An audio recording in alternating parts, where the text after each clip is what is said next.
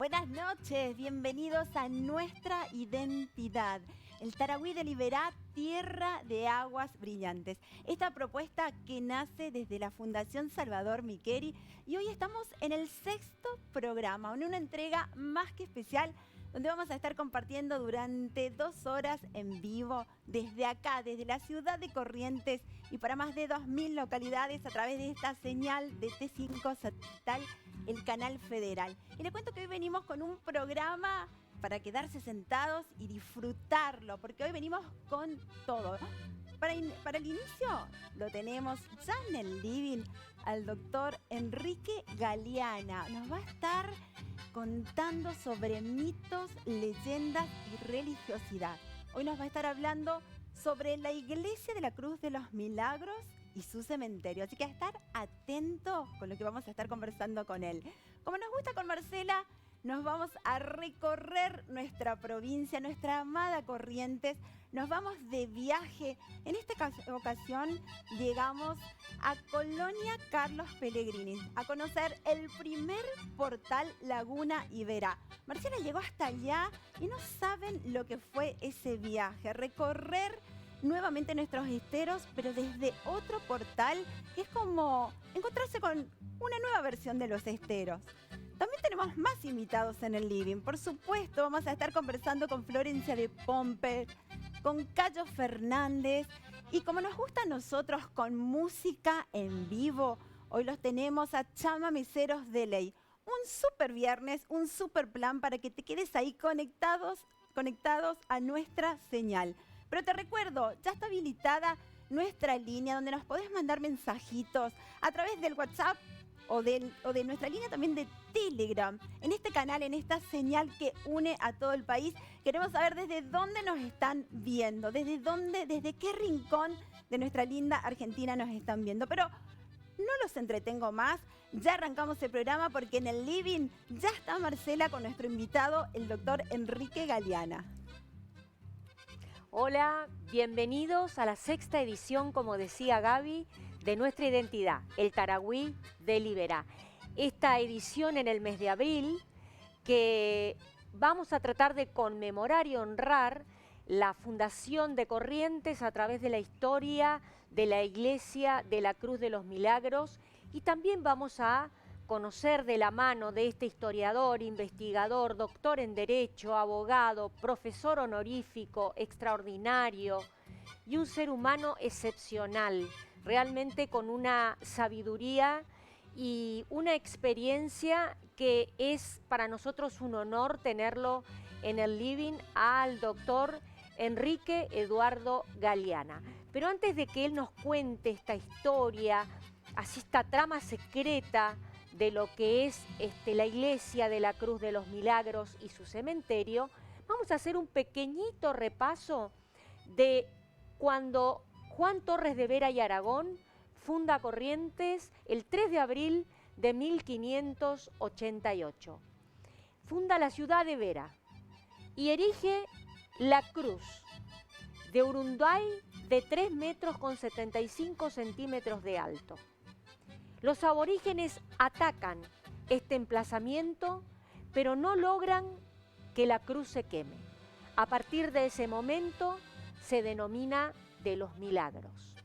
En 1730 se traslada esta cruz de la ermita precaria donde estaba al primer templo que se había construido en 1720.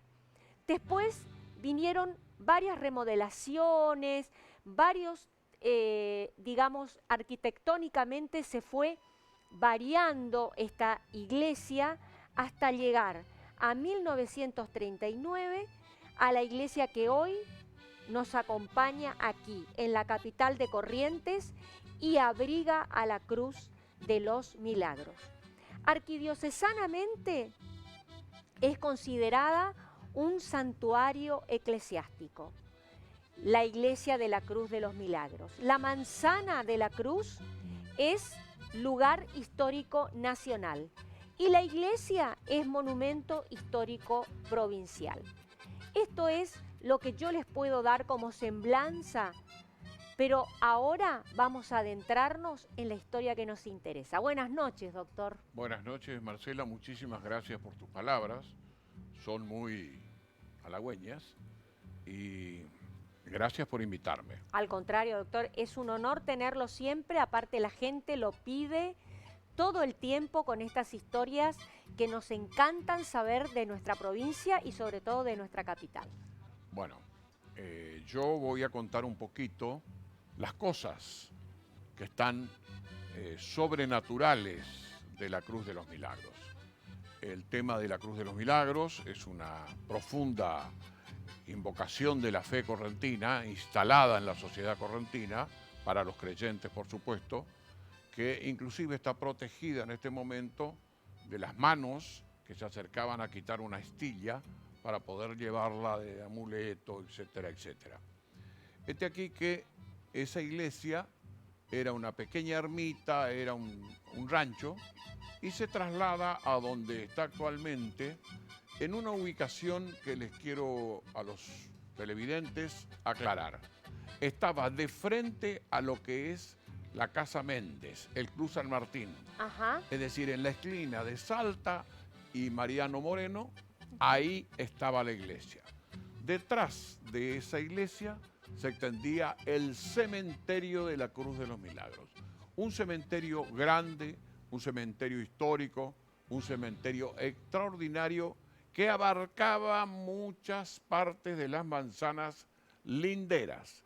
Por eso hay gente que construye y se encuentra con restos óseos de seres humanos de antigua data. En ese lugar ocurren cosas sobrenaturales y entre ellas voy a contar la primera. Cuando Ferré ordena el cierre de los cementerios de la ciudad, franciscanos, mercedarios, dominicos, jesuíticos, etc., hay que crear un cementerio nuevo. Entonces se trasladan afuera del ejido de la ciudad, que estaba dividido por el arroyo Salamanca, y allí se construye el cementerio y la iglesia de la Cruz de los Milagros.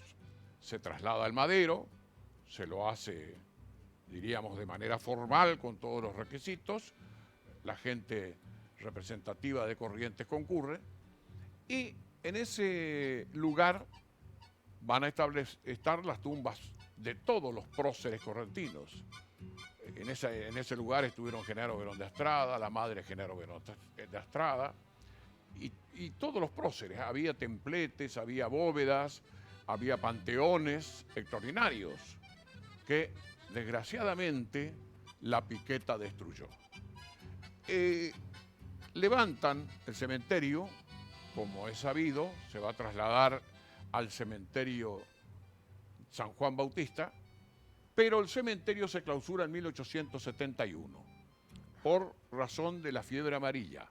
No daba abasto, se cierra el cementerio, pero el cementerio queda, ahí queda el cementerio. Hasta que un gobierno determinado ya en el siglo XX ordena levantar las tumbas. O sea, a los que tenían descendientes llevaban los restos, trasladaban, así trasladaron los Villegas, que están ahí a la entrada del cementerio de San Juan Bautista, sí, otras grandes familias. Sin embargo, quedaron una cantidad de cadáveres enterrados en el cementerio. En un momento determinado, por razones de higiene de la ciudad, contratan a los sepultureros de los cementerios a fin que vayan a excavar en esos lugares. Esta gente venía con una bolsa y con una tenaza. Esto es relato de uno de los nietos de los sepultureros. ¿Qué hacían? Excavaban, extraían los restos, tomaban los cráneos, sacaban maxilar superior e inferior, arrancaban los dientes de oro. En muchos de esos casos, dentro de los enterramientos, habían joyas, porque a pesar de la prohibición de enterrar con nada de valor para evitar el saqueo de los cementerios, habían joyas. Esta gente se repartía el oro. Se dice, y me lo cuenta este muchacho Beto Palacios, era un gran armero, o es un gran armero, no sé si vive o no, Y me cuenta, mire doctor, mi abuelo sacó 3 kilos de oro. Es decir, le traía el oro de los dientes a los muertos. Por supuesto, también me contó que luego de esa actividad que realizaban, los que sacaron los dientes de los muertos recibían visitas de espíritus, espectros y personas etéreas, fulgurantes, que se les aparecían y no les dejaban en paz. La vida de estas personas no fue una vida tranquila, es una vida que la llevaron a cuestas con la muerte como sombra. Esa fue la primera acción de saqueo. Hay restos todavía en el cementerio de la Cruz, que hoy está rodeado de Moreno, Belgrano, Buenos Aires y Salta. Sí. No, sí, hay restos. Lo que es más, ahora hay un depósito funerario, cinerario, que lógicamente arroja resultados que no son muy queribles. Mucha gente no pasa por la vereda de la calle Moreno ni por broma en ninguna de las noches, especialmente. ¿Por qué? Porque ven figuras. Aparecen figuras de un sacerdote, aparecen figuras de los indios, porque recordemos que la iglesia de la Cruz de los Milagros era una iglesia, llamémosle, de segunda categoría. Era la iglesia de los indios, la iglesia de los mestizos, la iglesia de los negros, la iglesia de todos aquellos que conformaban un colectivo social que era excluido de lo, diríamos, noble de la ciudad de Corrientes. Nobleza, por supuesto, que yo la digo siempre, fue inventada, ya que todos tenemos un barco detrás de los inmigrantes que nos dieron origen, que vinieron a trabajar acá. Así es. Ese es un caso que a mí me llamó mucho la atención por la seriedad de la persona que me contó. Un ex oficial de policía, y me contaba que el abuelo a la noche se despertaba y pegaba gritos desaforados, asustado de la presencia de estas figuras iridiscentes que lo perseguían, que buscaban sus dientes. Por eso, a los muertos hay que respetarlos. Otro caso que ocurrió hace muy poco tiempo con una chica que trabaja, una señorita, que trabaja en una radio conocida de la ciudad, que se peleó con el novio y trataron de arreglar sus diferencias. Fueron a la Plaza de la Cruz. Se sentaron en el banco bien frente a la actual Iglesia de la Cruz. Discutieron mal, ella se puso a llorar, él se fue hacia la calle Salta. Ella quedó sentada bien frente a la Plaza de la Cruz. Apareció una mujer vestida con ropa antigua, larga, bastante pobre. Se le acercó, se sentó a su lado, la consoló, le habló. Tienes que tener esperanza, mija, le dijo. Pues si no tienes esperanza, ¿qué se espera de la vida? Tienes que ser feliz. El muchacho, cuando se da vuelta y le ve que está con una mujer conversando, que la abraza y que la está consolando, se da vuelta y viene. Cuando la mujer que estaba hablando con esta chica se da cuenta que se acerca un tercero, pues ya he terminado mi función. Camina, cruza el portón de la Iglesia de la Cruz y se diluye en el tiempo. Esto ocurrió hace exactamente un año, no más de un año. Y no creerle a una ya casi abogada, a una persona racional, a una persona que no tiene delirios de ningún tipo, No, por supuesto. es porque realmente pasó. Esa situación ocurrió. Así es. Y tenemos que aceptar la existencia de planos diferentes en circunstancias diferentes. Así es, doctor. Cuando uno está desesperado, invoca a sus padres. Así es. ¿Y qué son nuestros padres? son seres espirituales, son energía que flota y probablemente sean nuestros ángeles guardianes.